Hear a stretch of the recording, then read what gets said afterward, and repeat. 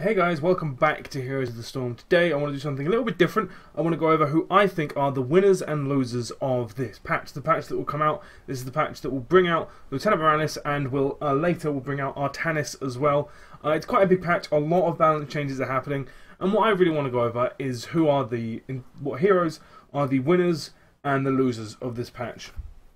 This is not going to be a tier list. This is just going to be a who do I expect to, after the patch, to increase most in the kind of percepted power level. Who gets stronger and who gets weaker. So let's go have a look at everyone.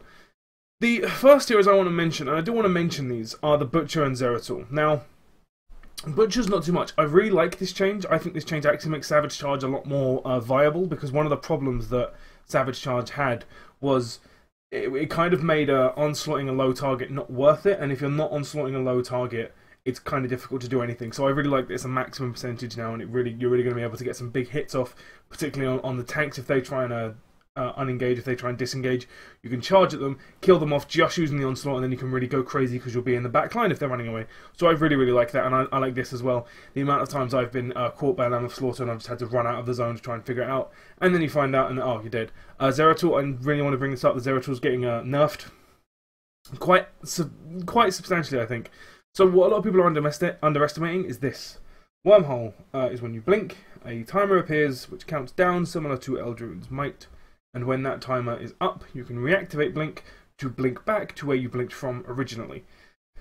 This has been 3 seconds in the past. It is now 2 seconds. What this means is that if you have kind of a 1.5 second-ish kind of grace period at the moment. What that means is that when you blink in, it normally takes you anywhere between 1/10 of a second and 1/2 of a second to get into a position where you want to really do the damage you do. And then if you get hit by a stun or a CC or any description, you normally have about 1/2 a second at the end to get out. That is no longer going to be the case. You are now losing an entire second. So if Zeratul blinks in, and you can reveal him out of stealth with a stun, or you can reveal him out of stealth and then stun him instantly. With most stuns, it's going to leave him with less than 1/10 of a second to be able to wormhole out, and most of the time he's not going to be able to do it. So what this means is that Zeratul's actually quite a big loser of this patch. I think he's actually one of the biggest losers. I would put him probably as the 3rd biggest loser in this patch, and the Void Prison casting range is going to make it so much more dangerous if Zeratul really wants to get a money Void Prison off. However, the actual effect of Void Prison is still going to be the same, so I think this is quite a nice change. It makes it more dangerous for Zeratul, but again, he's going to be a lot more susceptible to CC now, particularly because he's going to have to be close to you in order to get those real money engages. Specialists, I'm not really going to talk too much about. I think Nazeebo's a little bit of a loser. I would say he's the 4th biggest loser, just because it's a little bit of a nerf, but yeah, it's not really too big. That is quite a big nerf. The Spider attack damage decrease is quite substantial, but it's not massive. The real losers are really going to come through. So I think the biggest winners, the biggest winner number 1, is going to be Tyrande. She is now just going to be absolutely crazy strong. She is the most improved hero in this patch by a significant margin. I've played her on the PTR, and it's just ridiculous. What the Shadowstalk doesn't do anymore is it doesn't reveal enemies. Instead, it acts as a heal. Now, if you've ever played League of Legends and you've gone up against Soraka, you'll know how powerful global heals can be, and that's exactly what Tyrande gets. And from what it looks like from the PTR, now I'm assuming they're not going to change these numbers too much, it's actually a massive increase in the numbers of healing you can do. It's actually a really big deal. It's not like a tiny little heal, like a small something. It's really quite a substantial heal. So if you get a money engage on your team, and Tyrande manages to get a full duration Shadowstalk off, which she will, by the way, you can see it happen because everyone goes cloak, and then you kind of have to kill everyone before they come out of being cloak, or before the heal goes off, otherwise they're going to get healed. So that's how you kind of counter it. But if that goes off on a whole team and they're all on about half health, they're going to be up near max again, and you're going to have spent a lot of burst doing that. And the Searing Attacks boost makes her basic attack damage really nice. And this is just incredibly nice. The 40% movement speed for 8 seconds is just so good. Like, you can mark minions. You can, like, I imagine really good coordinated teams are going to be able to mark minions and have everyone basic attack the minion as they go past, and then just charge through and just get a really nice engage. Stuff like that is going to happen, and you're going to get some crazy. But Tyrande is the biggest winner of this. The second biggest winner is ETC. Now, a lot of people don't really see this one coming, but I think it's just massive. His health gets increased, his stuns gets increased, and he just gets buffed around the board. Everything is just good here, which I think it's just it makes him incredibly strong. I think the biggest increase is the stun duration. 25% extra on the stun means that he can now Q through and then mosh pit, and there's little to no chance people can get out of it, particularly if you time it right. The face melt just gives him so much more sustain. Cooldowns are ETC's biggest thing, so when you see them being reduced, it's such a massive deal, even if it's only 2 seconds. And yeah, it's just really cool. ETC is going to be a really big power spike after this, and particularly when I go over the winners, you're going to see why that he's going to really rocket up in popularity.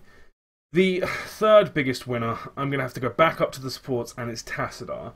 Now, a lot of people look at this and they think, what? Because the basic attack damage is being reduced by a significant amount. People saw this and saw the big scary number of 60% and flipped out. And they were like, oh, he's useless now, you can't pick him. What they were saying was his damage is reduced by 60%. They've changed that. As you can see here, they've actually added a numerical change specific to the actual damage rather than a percentage change, which is very nice, and it's not too bad.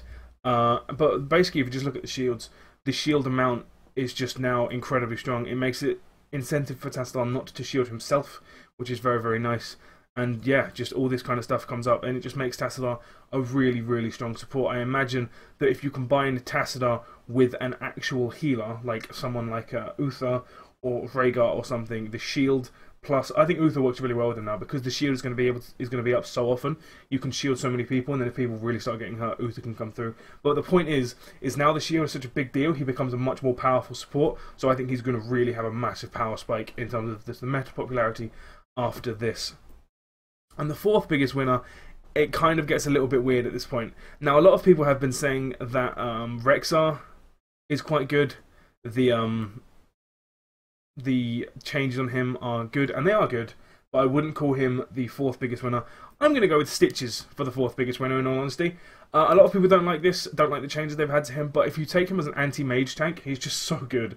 If you can force them to use their escape to get out of a death position, or force the team to engage if you take one of their mages out, just incredibly strong. And if he takes the amount of health that he has now is ridiculous, and plus dampen magic and all this kind of stuff that he's got, it just buffs around the board are just so good. So I think Stitches is probably not going to come up into a good position. He's probably going to be sitting under the main 3 tanks, which I think will now include ETC, so the main 4 tanks after this, but I think he will be sitting just under them. And if you're going against a very heavy mage team, Stitches might actually be a viable pick, and a very viable pick indeed.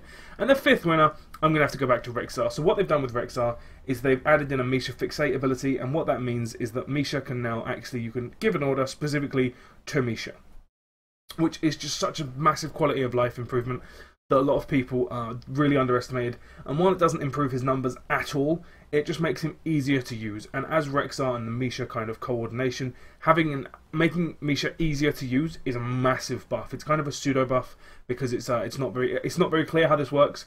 It just works incredibly well. I'm not too clear how it works because I'm not very good at Rexxar. But as far as I can see, basically you have an ability on 1, and when you press 1, Misha does that. And then you can do other things to force her to not do it, and you can put her in decent positions and stuff. It's a great quality of life improvement. And as a result, I think that Rexxar is now probably a viable pick.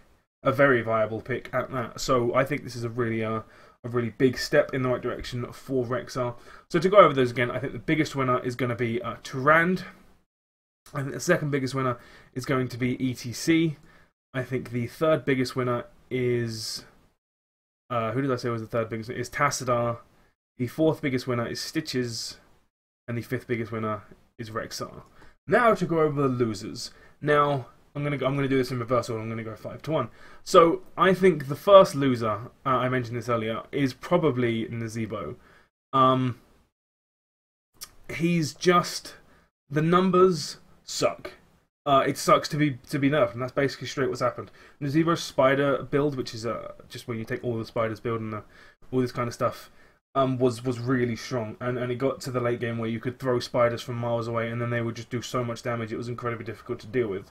Now that's being nerfed, it forces Nazeebo players to pick other builds, and the general consensus at the moment is that other builds aren't as strong. So the Spider build is probably still going to be number one, but the numbers being nerfed just makes him a straight up loser. I mean, it's not nice to say, and it's not nice to be a part of, but that's what happens. I would say the fourth biggest loser in this is going to be Zeratul. A lot of people will probably disagree with this. They'll probably put him much higher up, but I think it's not too bad. Zeratul is an incredibly good niche pick, or I wouldn't say niche pick. He's incredibly good for the current state of the game, but I think the current state of the game will change after this patch. And I think that while the blink time is bad, and it means he's more susceptible, very good Zeratul players will be able to factor this into their playstyle of Zeratul, and be able to play this and not really, it won't affect them too much. It means that they can play slightly less aggressively, but they will still be able to have all the inbuilt power that Zeratul has. Obviously, they're losing a little bit of attack damage, but that's really not too much at this point. Good changes, I would say. I think that Zeratul maybe needs to be looked at a little bit more. I think the blink, the cooldown on blink needs to be increased a little bit, maybe. I think there might be enough into the floor, but I don't know. It's just very, very annoying, very frustrating to play against. So I'm going to put him as the fourth biggest loser in this patch. The next one, I would say, he has to go way down for this one, is probably going to be Leoric. And the reason I say it's Leoric is because the skeletal swing is being nerfed, and being nerfed so hard. Obviously, there's a few quality of life that you can cast yourself here now while mounting, and it doesn't hurt that much. But the damage reduction is so big, and it's still double damage on minions and stuff. It just means that Leoric's wave clear is really going to be quite difficult after this, because you've got to remember this will be a 30 HP damage reduction on minions, 30 30 points damage less on minions, and it's just, yeah, it's gonna make Leoric quite difficult to actually play, particularly if you're up against a very strong laner. But yeah, I don't think it's going to hit him too hard, but I think that the laning phase that Leoric is used to is probably going to be a thing of the past after this. And I don't think that's actually too bad at all. I think that it actually works surprisingly well. And I think Leoric is a little bit too strong, and they're bringing him down to a more acceptable level. I'll talk about Johanna in a second. God damn, Johanna needed some of that. Yeah. Oh, my overall thoughts of this patch are that I do quite like this patch. I think this patch is actually really quite good, and yeah, I think it's very, very strong. And I would say, in all honesty, now this is kind of a pseudo thing. I would say probably a quite substantial nerf that isn't actually talked about in here, which is kind of a weird one if you talk about it, but I'm just going to go down to Stitches while I do this, is actually a nerf for the mages that we are all aware of. Now, the reason I say this is because Kael'thas and Jaina, while they are incredibly strong, and while neither of them are being touched by this patch, a lot of heroes that they are very difficult at dealing with, heroes like Stitches, heroes like ETC, heroes like Chen and Diablo, and even heroes like the Butcher, and people like that are being buffed and are going to be much more viable. And heroes like Turan, they get a heal, makes it more difficult to deal with. You have Tassadar, who has the shield, makes it more difficult to poke with. All these buffs lead towards a kind of game that mages have a more difficult time in. So I would honestly say that the second biggest loser out of all of these patch notes are probably going to be the mages, and in particular the mages will be Kael'thas and Jaina. I think they've really been hit quite hard by this patch, even though no numbers have been done to them. And I think the biggest loser out of all of this is going to be Johanna. Now again, they're kind of toning her down a little bit. I still think Johanna is silly, because tanks should be exactly what Johanna is, and I think Johanna actually hits the nail of what a tank should be on the head. And I like that she's this unstoppable tank that you just never kind of touch unless you have Giant Killer and incredible amounts of attack speed. But even then, it's not amazing to actually attack her. But what I didn't like about her, and what I still don't like about her, is the fact that she has incredible wave clear, basically for free, because you can pop your shield, run in, cast Condemn, and then all the wave is clear. So there's little to no risk in that. And I don't like how she has an incredible amount of stunning potential. The engage she has is just too strong. Now, I like that tanks should be the ones to engage. I think that's good. But when you have a tank that is designed specifically to be ignored and to not be dealt with, and is just kind of an annoyance in teamfights, you shouldn't give her a 2-second stun. That's basically a free engage, and you can just walk up and do it because no one wants to attack her because she's so difficult to deal with. I think that what you should definitely look at getting rid of is the shield, is the unstoppable on the shield. I think that's the dumbest thing ever, and whoever even thought of putting that in was an idiot, because what that meant was as soon as they gave Johanna a 20-second, 3-second unstoppable move, is that now all the other tanks look bad in comparison because they're all susceptible to CC. That's so stupid. Like, adding Johanna with that unstoppable talent was such a massive nerf to every other tank in the game that it was so bad. And Leoric has something similar with his Wraith Walk, but again, that's kind of a little bit different because it doesn't give him a shield, and it kind of can force him to be in a bad position over the duration of Unstoppable. However, I still think that Johanna's shield with Unstoppable on it is dumb, but I think these nerfs are very good. She's probably still going to be the best tank in the game, in all honesty. Actual tank, if you think of Leoric as more of a aggressive tank and not a tank, I think Johanna is still going to be far and away the best, but I think these nerfs are definitely a step in the right direction.